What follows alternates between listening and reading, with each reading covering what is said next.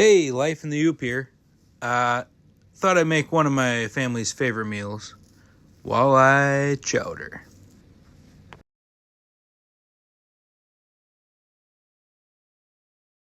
Your celery and your carrots, which I've already done the onions. You take about one medium onion, about 4 sticks of celery, and chop it up as fine as you can.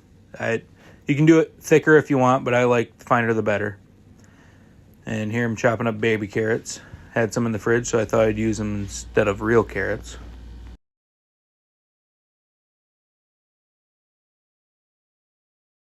But personally, I like the yellow gold Yukon baby potatoes. They're the best for this dish.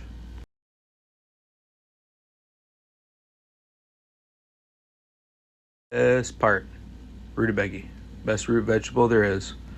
You peel all the wax and all the skin off it. Then chop it, quarter it, get it into the sizes you like. I do pretty small chunks, about the same size as potatoes, a little bit less.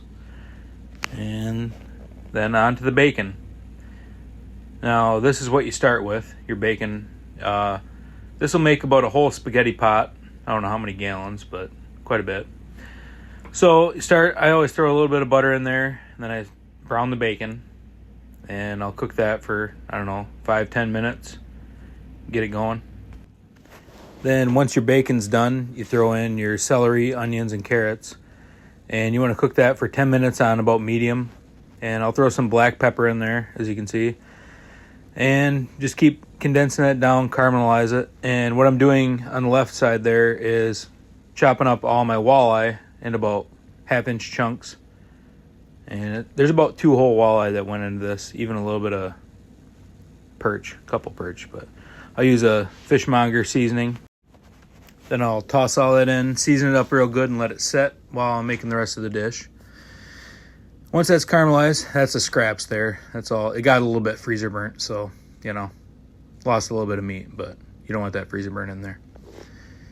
Then you take your potatoes and your rutabaga, toss her in there. And then I have 4 8-ounce containers of clam juice. And that's what I cook all my potatoes and rutabaga in. Sometimes I'll parboil it in water, drain it, and then put it in there. It makes it a little bit quicker if you cook the potatoes and rutabaga before that. But I'm cooking it all in clam juice today. And let me tell you what, it makes for some freaking awesome chowder. So once you cook that down, you want to I usually put 2 cans of corn in. I usually use my homemade corn, but this time I just use store-bought canned corn. Throw some corn in there, get that all cooking. Like I said, this probably cooks for about 10 minutes. And nothing's exact here, folks. Not a damn thing. I'll throw the lid on it, cook it a little bit harder. And you're basically waiting for your potatoes and rutabaga to soften up before you finish it up. So here I am testing it out, cutting it. It's getting pretty soft. So now I just keep boiling this down for, about 10 minutes. And throw a lid on there, let her sit. Throw in some more black pepper in there because you can never have enough pepper. Stirring it in. And it's all about layers of flavor. You got the layers in your fish. You got the layers in your soup. It's some good stuff, let me tell you what. Once your rutabaga and potatoes are cooked down to your liking, then you can start adding your milk, or half and half, or heavy cream. Usually I use heavy cream. This time I'm using half and half. It was what's on sale. So just stirring it in slowly. Obviously it's going to kill the boil some, so you want to pour it in slow. You don't want to shock it.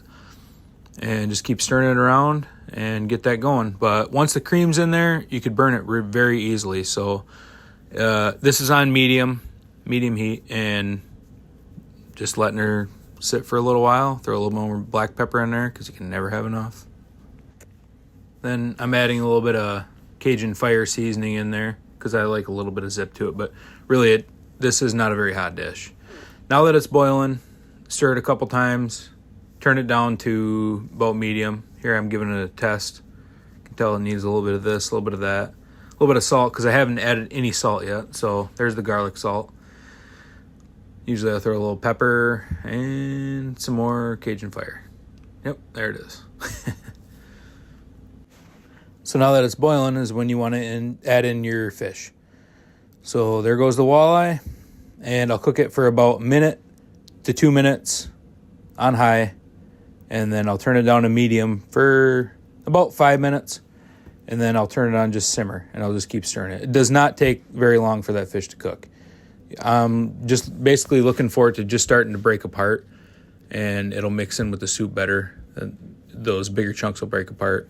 So basically I'm just sitting there, letting it simmer, give it a little test run here and there, make sure I like my seasoning, and that's about all there is to it. Now here I'm just testing it one more time, cooking it on low, just making sure it's where I want it. You can do this with walleye, you can do it with bluegill, you can do it with pike, you can do it with any fish really, but it's basically just northern fish chowder. It's a good way to use up some of your old fish that you've had in the freezer for a while, or it's telling you, you make this, kids will love it, wife will love it. It's the best chowder there is, bar none. And I'm just topping it off with some cheese here, because I like cheese. And that's the video, folks. Please like and subscribe. Give it a try for yourself.